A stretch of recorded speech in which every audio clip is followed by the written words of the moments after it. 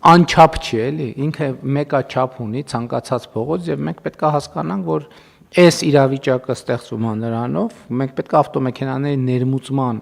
վիճակագրությունը տեսնենք եւ հասկանանք, որ մեքենան գալիս է մտնում է այդ նույն փողոցը, բոլորը գալիս են մտնում են,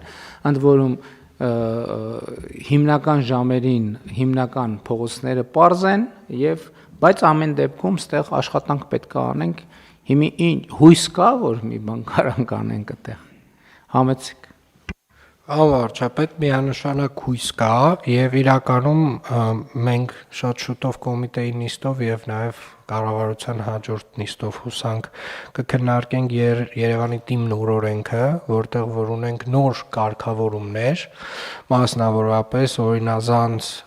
վարորդների եւ ավտոմեքենաների կայանման սխալ վայրերում կազմակերպելու դեպքում,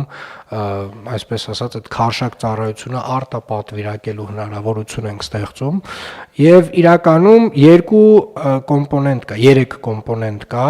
մեր ընդհանուր խցանումների հետ կապված, առաջին կոմպոնենտը միանշանակ ավտոմեքենաների քանակն է։ Միայն Երևան քաղաքում տարեկան մոտավորապես 12000 ավտոմեքենա է գրանցվում եւ բոլորը մտնում են երթևեկության մաս են դառնում եւ նաեւ հարակից մարզերից էլ նույնպես ավտոմեքենաները այդ թիվը չեմ բարձրաձայնում, մոտ մի այդքան էլ հարակից մարզերում է տեղի ունենում։ Երկրորդ կոմպոնենտը իրականում մեր վարելու պրակտիկան է։ Ինչքան էլ որ դա տարօրինակ չէ, այնուամենայնիվ մենք մեր շատ խցանումներ առաջանում են, որովհետև օրինակի համար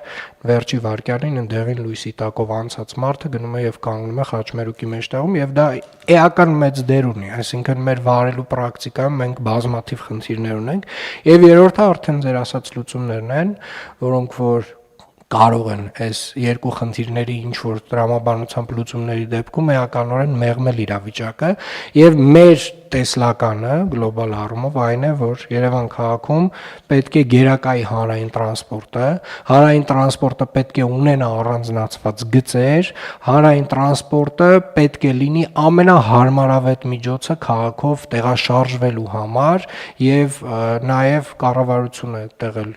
ջանք չի խնայում, ուզում եմ տեղեկացնել պարոն վարչապետ, որ 45 տրոլեյբուսները, որոնք որ ձեր հանձնարարականով եւ կառավարության ֆինանսավորմամբ Երևան քաղաքը ստանում է,